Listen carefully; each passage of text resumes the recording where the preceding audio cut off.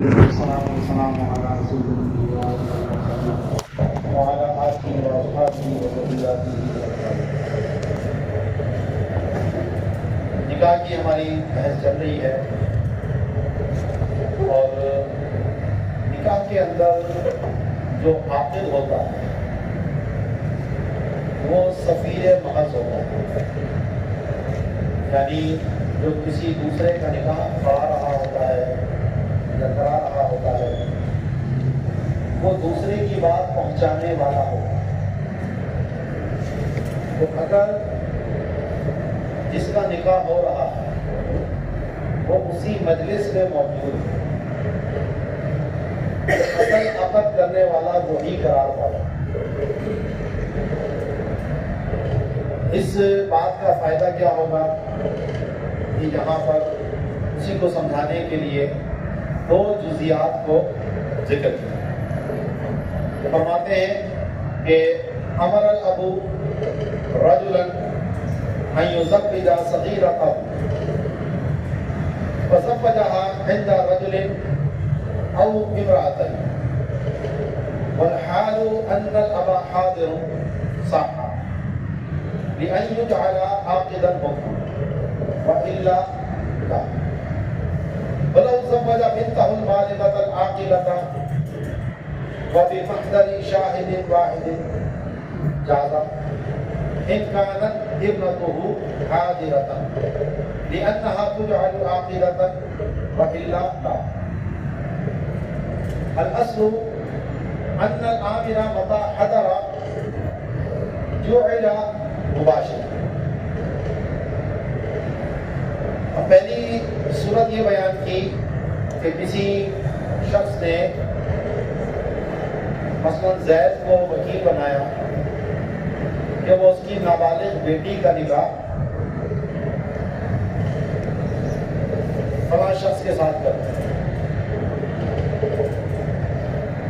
باپ کیونکہ ولی ہے، نابالغ کا نکاح کرنے کا اختیار باپ کو ہے، تو اس وکیل نے نکاح ایسے کیا کہ ایک تو دولہا موجود ہے اور دوسرا ایک مرد ہے یا دو عورتیں ہیں اور خود وہ موجود ہے اور لڑکی کا باپ موجود ہے۔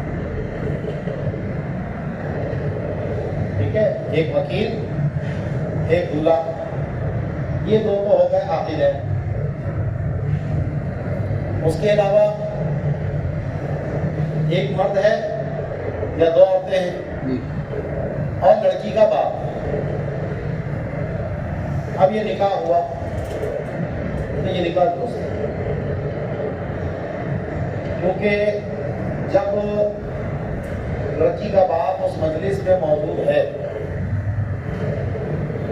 تو وہ جو وکیل تھا جس نے نکاح کیا، ایجاب یا قبول کیا، وہ اسی باپ کی بات کو پہنچانے والا ہے،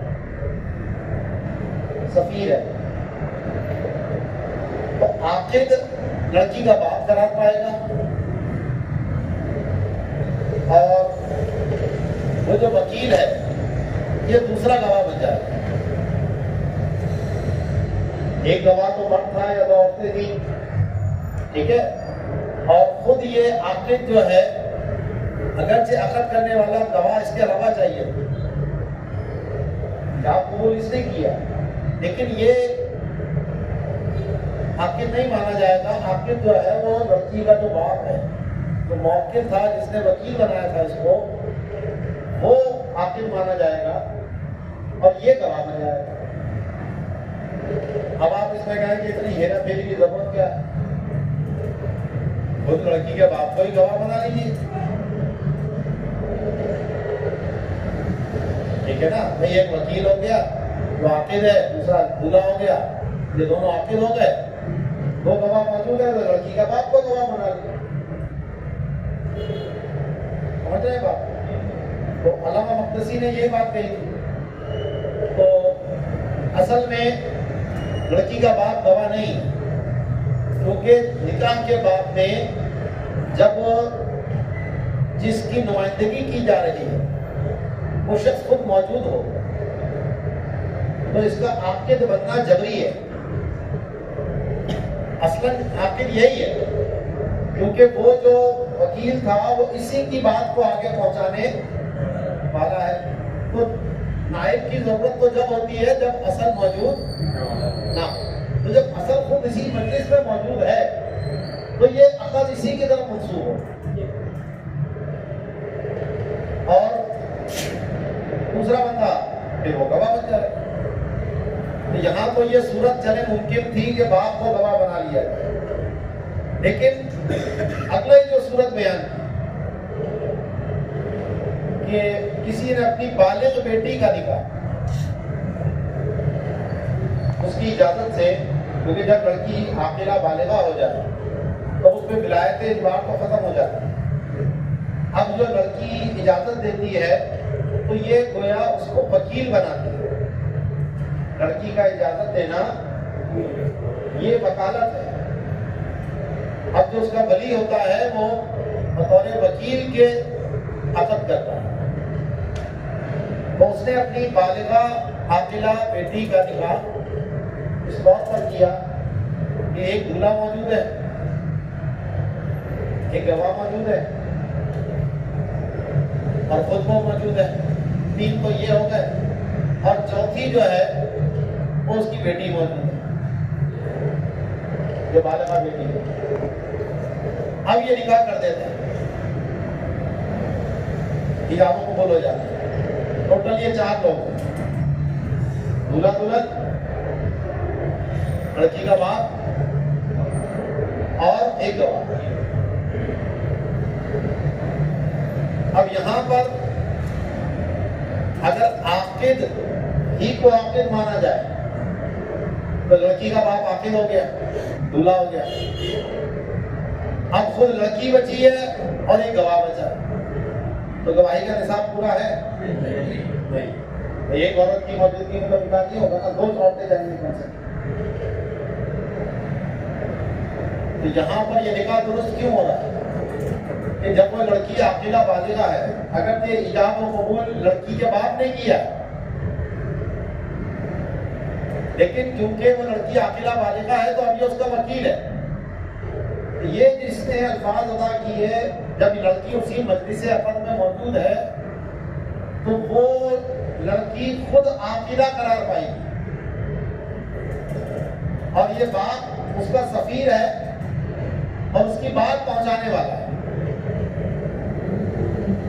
یہ ایسا ہے گویا کہ لڑکا لڑکی نے، دولہا دلہن نے آپس میں ایجاب و قبول کیا. ایک گواہ موجود ہے اور لڑکی کا باپ دوسرا گواہ موجود ہے، نکاح ہو گیا. تو اس میں ضابطہ یہ بنا کہ عامر اگر مجلس عقد میں خود موجود ہے تو جعل مباشر، تو عقد کرنے والا اسی کو قرار دیا جائے. سمجھ آ گئی بات؟ تو یہاں دیکھا جائے تو گواہی کا نصاب نہیں ہو رہا تھا، لیکن اس فائدے کی وجہ سے کہ لڑکی کیونکہ اس مجلس عقد میں خود موجود ہے تو اسے مباشر قرار دیا جائے گا، اور لڑکی کا باپ جو بظاہر عقد کرنے والا ہے وہ گواہ بن جائے گا. ٹھیک ہے؟ تو اس کے لیے ضروری یہ ہے کہ وہ مجلس عقد میں موجود ہو. اگر مجلس عقد میں موجود نہیں ہے تو پھر وہ عبارت اس کی طرف منتقل نہیں ہوتی، پھر جو عاقد ہے وہی عاقد مانا جائے گا. ٹھیک ہے؟ تو اس کے دونوں صورتوں میں قید لگا دی کہ باپ حاضر تھا تو نکاح ٹھیک ہے، اور دوسرے مسئلے میں کہ لڑکی حاضر تھی تو ٹھیک ہے، فإلا لا، اور اگر حاضر نہیں تھی تو پھر یہ نکاح درست نہیں. ضابطہ بتا دیا کہ ان العامل متعہدہ، یہ حکم دینے والا جب مجلس عقد میں موجود ہو تو جعل مباشرا، تو وہی مباشر قرار پائے گا. آگے فرماتے ہیں ثم انما تقبل شہادت المامور اذا لم يذكر انه اخذ لئلا يشهد على فعل نفسه. اب جو گواہ ہوتا ہے وہ شخص قرار پاتا ہے جو کسی دوسرے کے عمل کو بیان کرے. خود اپنے عمل کو بیان کرنا گواہی نہیں ہوتی کہ میں نے ایسا کیا، یہ دعوی میں آ جاتا ہے. گواہی کا مطلب ہوتا ہے دوسرے کے فعل کو ہوتے ہوئے دیکھنا اور خود بندہ وہاں موجود ہو کہ میرے سامنے ایسا معاملہ ہوا، یہ گواہی ہے. تو اب اگر مثال کے طور پر اس مثال کے اندر ہی لڑکا یا لڑکی انکار کر دے اس نکاح کا، تو اب یہ گواہی دے کہ ہاں جی میں نے نکاح پڑھایا تھا، تو یہ تو اپنے فعل پر گواہی ہو جائے گی اور اپنے فعل پر گواہی مقبول نہیں ہوتی. اب یہ گواہی کیسے دے گا؟ یہ گواہی دے گا ہاں جناب ان کا نکاح ہوا تھا، میں وہاں موجود ہوں. یہ نہیں کہے گا میں نے کیا تھا، یہ کیا کہے گا؟ ان کا نکاح ہوا تھا اور میں اس وقت وہاں. بس اتنی بات کہے، یہ نہ کہے کہ نہیں میں نے ہی تو کہا تھا، میں نے تو ایجاب کیا تھا، وہ یاد نہیں ہے تم نے قبول کیا تھا. قاضی صاحب کہیں گے میاں اپنی فعل کیوں بتا رہے، یہ تم گواہی کب دے رہے ہو؟ ٹھیک ہے، اسی لیے کہتے ہیں کہ معمول کی گواہی محض اس صورت میں قبول ہوگی جب وہ یہ ذکر نہ کرے کہ انا ہوا قدر، کیا کر میں نے کیا. کیوں؟ تاکہ اپنے فعل کی گواہی دینا لازم نہ. ٹھیک ہے، اسی سے ایک اور مختصر مسئلہ تھا کہ عامل جب موجود ہو تو وہی مباشر ہوتا ہے. تو غلام بھی مہجور ہوتا ہے، پابند ہوتا ہے اپنے آقا کا. آقا کی اجازت کے بغیر وہ نکاح نہیں کر سکتا. ٹھیک ہے، لیکن جب آقا اجازت دے دے اور وہ اب عقد کرے غلام، تو پھر وہ خود عاقد مانا جائے گا، کیونکہ غلام اپنی ذات کے لیے نکاح کرے گا جب بھی کرے گا. ٹھیک ہے، صرف آقا کے حق کی وجہ سے اس پر یہ پابندی آئی تھی کہ وہ نکاح نہیں کر سکتا. تو اب یہاں دو مسئلے بیان کیے اور دونوں میں فرق کو واضح کیا کہ وَلَوْ زَوَّجَ الْمَوْلَى عَبْدَهُ الْوَالِغَ بِحَضْرَتِهِ وَوَاحِدٍ لَمْ يَجُزْ عَلَى الظَّاهِرِ وَلَوْ أَذِنَ لَهُ فَعَقَدَ بِحَضْرَةِ الْمَوْلَى وَرَجُلٍ صَحَّ وَالْفَرْقُ لَا يَخْفَى. آقا نے اپنے غلام کا نکاح خود کر دیا اس حال میں کہ غلام موجود تھا، دلہن موجود تھی اور ایک گواہ موجود تھا. تو یہ نکاح نہیں ہوا کیونکہ آقا عاقد ہے اور غلام تو گواہ ہو نہیں سکتا، تو ایک ہی گواہ ہے سر. اور آقا کا یہ عقد کرنا یہ غلام کا فق حجر نہیں ہے، یعنی جو پابندی تھی اس پابندی کو ختم کرنا نہیں ہے، یہ تو خود اس نے تصرف کیا. تو عاقد آقا ہی مانا جائے گا. دوسرا دلہن ہو گئی، ایک گواہ ہے اور غلام خود گواہ تو بن نہیں سکتا، اس لیے یہ نکاح نہیں ہوا. لیکن اگر معاملہ اس طرح ہوگا کہ آقا غلام کو نکاح کرنے کی اجازت دے دے اور اب پھر غلام اس طرح نکاح کرے کہ وہ موجود ہے، دلہن موجود ہے، ایک گواہ موجود ہے اور آقا موجود ہے، یعنی 4 ہی لوگ موجود ہیں، دلہا دلہن ہے، ایک گواہ ہے اور خود آقا ہے، یہ نکاح ہو جائے گا. کیونکہ یہ جو غلام نے نکاح کیا، ایجاب و قبول کیا، یہ اپنے صلاحیت سے کیا. جب آقا نے اجازت دے دی تو اب یہاں یہ سفیر نہیں ہے بلکہ خود اپنی ذات کے لیے نکاح کر رہا ہے. تو آقا یہ غلام خود مانا جائے گا. دوسری لڑکی ہو گئی، ایک گواہ ہو گیا اور دوسرا گواہ آقا ہو گیا. سمجھ آ گئی؟ تو کہتے ہیں کہ فرق جو ہے وہ مخفی نہ رہے. تو پہلی صورت میں فرق کیا آیا کہ آقا کا نکاح کرانا فک حجر نہیں ہے، اس لیے نکاح نہیں ہو رہا. اور دوسری صورت میں جب آقا نے اجازت دے دی تو فک حجر ہو گیا، یعنی جو پابندی تھی وہ ختم ہو گئی. اور اب جو غلام نے نکاح کیا ہے وہ اپنی اہلیت سے کیا. کلیئر ہے بات؟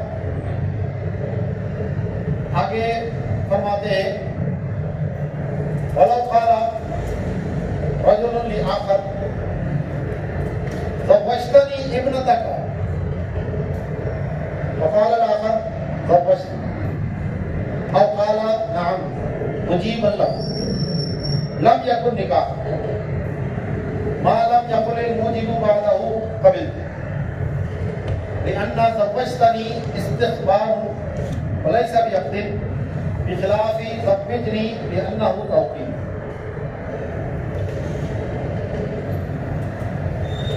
پیچھے میں نے آپ کو بتایا تھا کہ استفہام من حیث الاستفہام ایجاب کے صیغوں میں سے نہیں،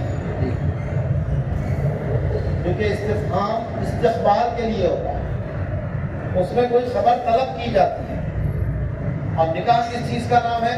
انشاء کا نام ہے. ٹھیک ہے؟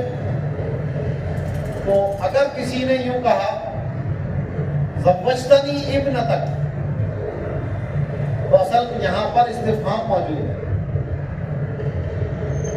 عبارت ہے ازوجتنی ابنتک، کہ کیا تو نے اپنی لڑکی کا نکاح میرے سے کر دیا؟ تو سامنے والے نے کہہ دیا زوجتو، یا کہہ دیتا ہے ہاں نعم،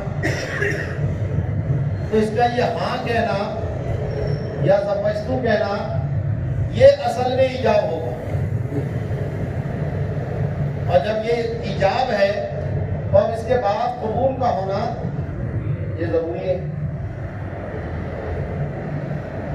اسی لیے جب تک پہلا والا شخص جواب میں قبل تو نہ کہے یہ نکاح منعقد نہیں ہوگا. اب یہاں پر تو یہ بات کہی انہوں نے، حالانکہ پیچھے والے مسئلے میں جب صراحتاً استفہام تھا هل اعطیتنیہا، کیا تو نے اپنی لڑکی مجھے دی، تو وہاں کیا کہا تھا کہ ان کانا وعدن فوعد نکاحن فنکاح. مجلس عقد کو قرینہ بنایا تھا کہ اگر یہ منگنی کی مجلس ہے تو یہ کہنا منگنی شمار کیا جائے گا، اور اگر وہ نکاح کی مجلس ہے تو نکاح ہو جائے گا. تو علامہ شامی کہتے ہیں یہاں تو اس مسئلے میں دو روایتیں ہیں، کیونکہ یہ جو مسئلہ لیا ہے یہ خانیہ سے لیا، پیچھے والا جو مسئلہ تھا وہ دوسری کتاب سے. تو اب یہاں تو دو روایتیں ہیں استفہام کے اندر، کہ ایک میں ہے کہ نکاح ہو جائے گا، ایک میں ہے کہ نکاح نہیں ہوگا. لیکن تطبیق دونوں قولوں میں نے آپ کو پہلے بھی دے دی تھی کہ بعض اوقات صورتاً استفہام ہوتا ہے لیکن وہاں مراد انشاء کی ہوتی ہے. اور یہ فصحاء کے کلام میں بھی ہے.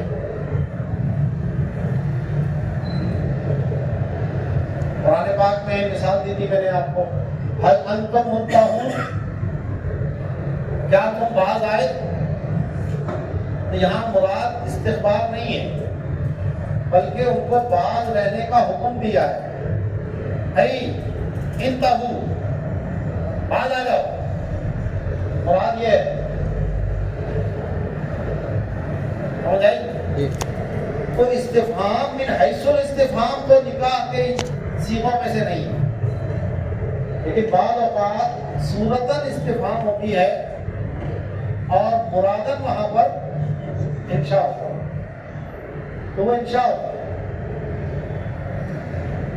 تو اسی لیے مجلس عقد کو قرینہ بنایا تھا، اگرچہ وہاں صراحتاً لفظوں میں مذکور ہے تو نکاح ہو رہا تھا. اور یہ والی جو بات ہے یہ اس صورت میں محمول ہوگی کہ جب نکاح ہونے کا کوئی قرینہ موجود نہ ہو. اگرچہ الفاظ صریح ہیں، زوجتنی صریح لفظ ہے نا نکاح کا، لیکن یہاں کیونکہ استفہام محذوف ہے، زوجتنی، تو یہ استفہام بن گیا. تو اس لیے قرینہ موجود نہیں ہے، تو جب تک مجھے دوبارہ قبل تو نہ کہہ لے وہ نکاح منعقد نہیں ہو. ٹھیک ہے. اب ہمارے یہاں پر بھی جو ایجاب و قبول ہوتے ہیں عام طور پر وہ استفہام کے ساتھ ہی ہوتے ہیں. میں نے فلانی کا عقد آپ کے ساتھ کیا، میں نے فلانی کا نکاح آپ کے ساتھ کیا، آپ نے قبول کیا، آپ نے، تو کیا لفظ موجود ہے یہاں؟ کیا آپ نے قبول کیا؟ ہوتا ہے نہیں ہوتا؟ لڑکے سے پوچھا جاتا ہے نا، کیا آپ نے قبول کیا؟ ایسا نہیں ہوتا وہ کیا میں نے جی فلانی کا نکاح آپ سے کیا اور لڑکا گیا قبول کیا. لڑکے سے پھر سوال پوچھا جاتا ہے کیا آپ نے قبول کیا؟ وہ کہتا ہے ہاں قبول ہے. تو ظاہراً دیکھا جائے تو یہ استفہام ہو رہا ہے، لیکن سب کو پتا ہے کہ نکاح کی مجلس ہے. یہاں کو خبر دینے کے لیے نہیں بٹھایا اس کو، نکاح کے لیے بیٹھا ہوا ہے، ہار پھول پہن کر، اتنا خرچہ کر کے.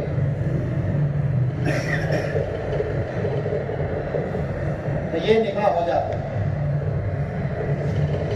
ہو جائے گی تو کہتے ہیں ولو قال رجل لآخر، ایک بندے نے دوسرے سے کہا زوجتنی ابنتک، کیا تم نے میرا نکاح کر دیا اپنی بیٹی سے؟ وہ کہتا ہے دوسرا زوجتو، یا کہتا ہے نعم مجیبا لہ، اس کا جواب دیتے ہوئے لم یکن نکاح، تو یہ نکاح نہیں ہوگا. ما لم یقل الموجب بعدہ قبلت، جب تک یہ ایجاب کرنے والا دوبارہ قبلت نہ کہے. کیوں؟ کیونکہ زوجتنی استخبار وليس بعقد، کیونکہ یہ کیا ہے؟ استخبار ہے، خبر طلب کرنا ہے، استفہام ہے، یہ عقد نہیں ہے. ہاں اگر زوجنی کے ساتھ ہوتا تو اس میں اختلاف پیچھے پڑ چکے ہیں کہ یہ ایجاب محض ہے یا توکیل ضمنی ہے. تو شارع کا مختار جو ہے وہ توکیل کا تھا، اس لیے وہ دوبارہ آ کے کہتے ہیں لینا ہو توکیل. اگلا مسئلہ ہے جو ہم نے پیچھے پڑھ لیا تھا، اسی پہ متفرع ہے کہ منقوحہ جو ہے وہ مجھولہ نہیں ہونی چاہیے. جس کا نکاح ہو رہا ہے وہ عاقب کو بھی پتہ ہونا چاہیے اور گواہوں کو بھی معلوم ہونا چاہیے کہ کس کا نکاح ہو رہا ہے. میں نے بتایا تھا کہ اگر لڑکی وہاں موجود ہے تو اشارہ کافی ہے، اور اگر لڑکی وہاں موجود نہیں ہے اس کے نام کے ساتھ اگر تعین ہو جاتی ہے تو صرف نام کافی ہے، نہیں تو والد کا نام دینا پڑے گا تاکہ اس کی تعین ہو جائے. اور اگر اس سے بھی تعین نہیں ہو رہی تو پھر دادا کا نام لینا بھی ضروری ہے. ٹھیک ہے، سمجھ آئی نا بات؟ اب ہوا یہ کہ جو نکاح کا وکیل تھا اس نے لڑکی کے باپ کا نام غلط لے لیا یا لڑکی کا نام غلط لے لیا، تو دونوں صورتوں میں نکاح نہیں ہوگا۔ مثلاً اس کا نام تھا سلمہ بنت سلیم، اب وہ نکاح کرنے والے نے کہا کہ بھئی فلاں فلاں میں نے سلمہ بنت کلیم کا نکاح آپ کے ساتھ کیا۔ والد کا نام کیا ہے؟ سلیم، اس نے کیا نام لے دیا؟ سلمہ بنت کلیم۔ تو اب جو ایجاب و قبول ہو رہا ہے وہ تو سلمہ بنت کلیم ہے، کوئی جو دلہن بن کے بیٹھی ہے وہ تو سلمہ بنت سلیم ہے۔ اس کا اب یہ ظاہر ہے سلمہ بنت سلیم ایک اور ذات ہے اور سلمہ بنت کلیم دوسری ذات ہوگی کوئی، تو یہ نکاح نہیں ہوگا۔ اسی طرح سلمہ کا نام جو ہے کچھ اور کہہ دیا، بشرا کہہ دیا، تو اب بشرا تو سلیم صاحب کی کوئی بیٹی بشرا ہے ہی نہیں جس کا نکاح ہو رہا ہے، اس کا تو وجود ہی نہیں ہے، تو یہ نکاح منعقد نہیں۔ یہ پالا پالا مسئلہ میں نے سمجھایا تھا آپ کو کہ اگر کسی اور نے پالا ہے لڑکی کو، اب اس کا جو حقیقی باپ ہے مثلاً وہ کلیم ہی ہے لیکن پالا اس کو سلیم نے، تو اب لوگ اس کو سلمہ بنت سلیم ہی سمجھتے ہیں، نکاح ہو جائے گا، کیونکہ یہاں پر اگرچہ نسبی باپ کا نام نہیں لیا گیا لیکن یہاں نام لینے کا مقصود لڑکی کی تعیین تھا، اس کو مجہول ہونا ختم کرنا تھا، تو وہ اسی سے ختم ہو۔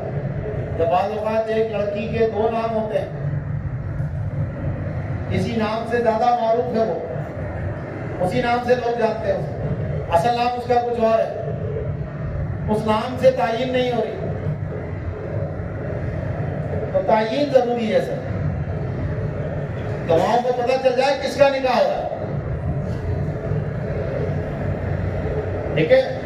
تو کہتے ہیں غلطہ وکیلھا بنکاح فی اسم ابیھا بغیر حضورھا ہم جیسے للجہالۃ وکذا لو غلطہ فی اسم بنتہ الا اذا كانت حاضرۃ واشار الیہا فیصح۔ وکیل بن نکاح صاحب نے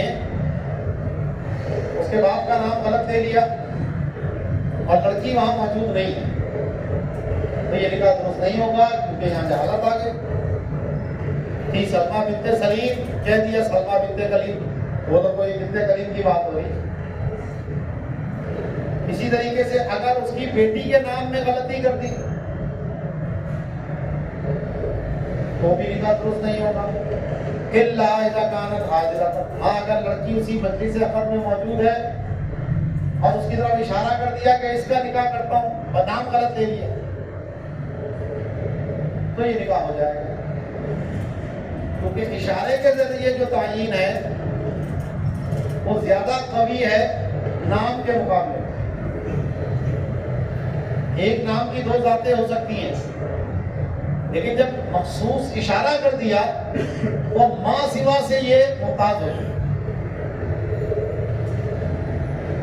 سمجھ آ گئی؟ اسی لیے اگر وہ مجلس میں موجود ہے اور اشارہ کیا ہے تو پھر بھلے نام میں بھی غلطی ہو، اس سے کوئی فرق نہیں پڑتا۔ اگر اس کا باپ سلیم ہے اور اس نے لفظ کلیم بولا لیکن سلیم صاحب موجود ہیں اور اس نے سلیم کی طرف اشارہ کر دیا، کیا کہا کہ سلمہ بنت کلیم سے ہمارا نکاح کیا، کلیم وہ سلیم موجود ہے لیکن کیا کلیم دیا ہے؟ اب سوال اچھا ہے کہ اگر باپ کی تعیین دی اشارے سے تو اصل باپ کو معین کرنا مقصود نہیں ہے، معین کس کو کرنا ہے؟ منقوحہ مجھولہ نہ ہو، لڑکی کا باپ مجھول نہ ہو، یہ بات نہیں کہہ رہا۔ تو اس اشارے سے جہالت کس کی دور ہوئی؟ لیکن یہ تو معلوم ہے کہ اس کی تو بیٹی سے ہو رہا ہے. تو یہی میں کہہ رہا ہوں نا، ہو سکتا ہے اس کی ایک سے زیادہ بیٹیاں اگر ایک ہو تو پھر ہو جائے گا. ہونا چاہیے، لیکن اس کی کوئی صراحت میں نے دیکھی نہیں. اور پھر ہماری نقل کا نام سوال اچھا ہے، اس میں آپ کو دیکھوں. بولو لہو بنتان، کسی کی 2 بیٹیاں تھیں. ارادہ تزریج الکبریٰ، بڑی بیٹی کی شادی کا ارادہ تھا. غلط فسماها باسم الصغریٰ، غلطی سے اس نے چھوٹی کا نام لے لیا. اب ساری بات چیت چلی بڑی کی، لیکن ایجاب و قبول ہو گئے چھوٹی کے. تو صحال صغریٰ، صغریٰ بازی کا نکاح ہو جائے گا. خانیہ کتاب کا نام ہے.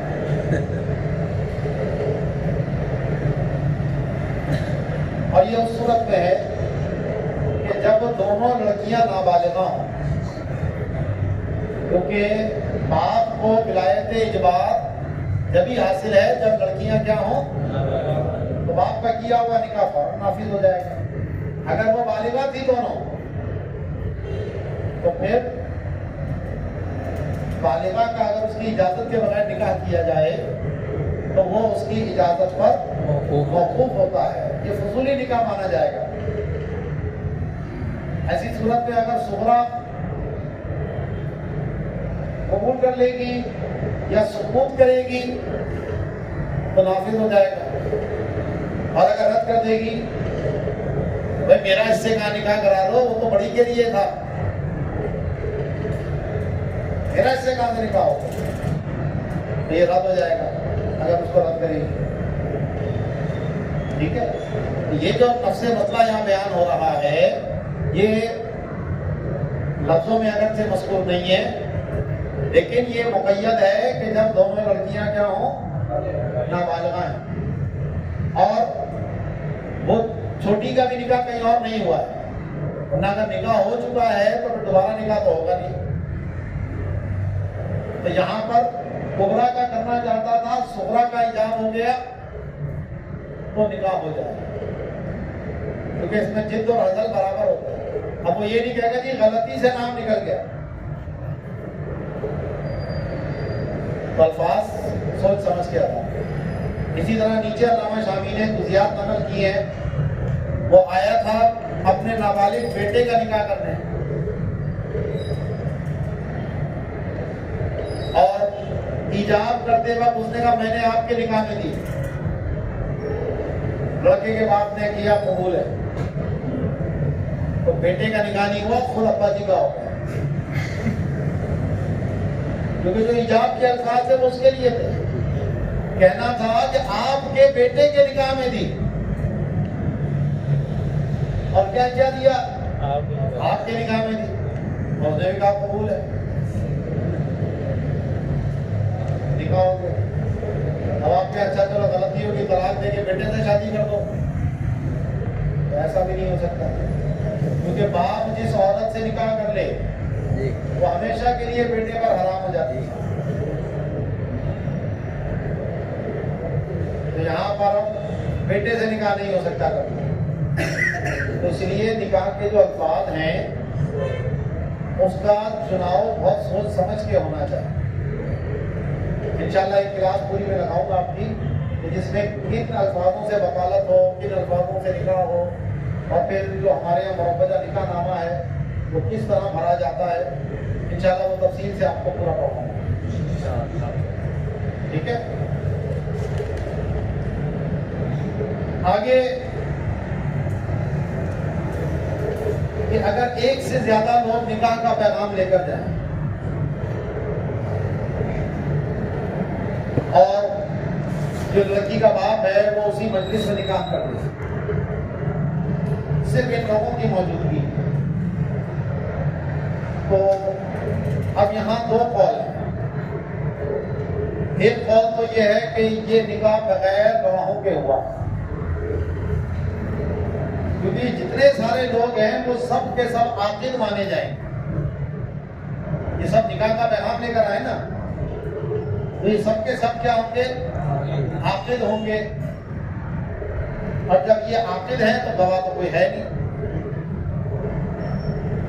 لیکن صحیح قول یہ ہے کہ جس نے ایجاب یا قبول کیا، ظاہر سارے تو نہیں بول رہے تھے، بولے گا تو ان میں سے ایک ہی شخص نا، باقی تو سنیں گے. تو جس نے بات کی عاقد وہ مانا جائے گا، باقی کے جو لوگ ہیں وہ گواہ شمار ہیں. اس لیے نکاح گواہوں کے ساتھ ہو رہا ہے اور یہ نکاح منعقد ہو جائے. تو کہتے ہیں وَلَوْ بَعَثَ مُرِيدُ النِّكَاحِ أَقْوَامًا لِلْخِطْبَةِ فَزَوَّجَهَا الْأَبُ أَوِ الْوَلِيُّ بِحَضْرَتِهِمْ صَحَّ وَيُجْعَلُ الْمُتَكَلِّمُ فَقَدْ خَاطِبًا وَالْبَاقِي شُهُودًا بِهِ يُفْتَى. فتح القدیر. اگر نہیں ہو پھر نقال خانے میں تمٹی کی کون سنتا ہے؟ اور سارے بول رہے ہوں گے. تو عام طور پر ایسا ہوتا نہیں ہے کہ سارے بول رہے ہیں. تو لڑکی کا معاملہ ابے بھائی کیا تم نے مچھلی بازار بنایا، ایک بولو. یہ وہی بات ہو گئی نا کہ امام ایک ہی ہوتا ہے، باقی مقتدی ہوتے ہیں. مقتدی خاموشی سے سن رہے ہوتے ہیں اور امام کی قرات مقتدی کی قرات ہوتی ہے. یہ جو ایک بول رہا ہوتا ہے وہ سب کی نمائندگی کر رہا ہوتا ہے. اس لیے سارے پڑھیں تو ہم کہتے ہیں یہ مناسب نہیں ہے. امام پڑھ رہا ہے نا بس کافی ہے. تو نکاح کا ارادہ کرنے والے نے چند لوگوں کو بھیجا نکاح کا پیغام دے کر. تو باپ نے یا ولی نے ان کی موجودگی میں نکاح کر دیا تو یہ نکاح درست ہے. اور جو متکلم ہے فقط وہی خاطب مانا جائے گا اور باقی جو ہیں وہ گواہ آنے جائیں گے. یہی مختلف قول ہے. اس کا مطلب ہے کہ اس کے مقابلے میں اختلاف ہے لیکن وہ مختلف قول نہیں. ٹھیک ہے جی. باقی انشاءاللہ اس کو یہاں سے کر دیں.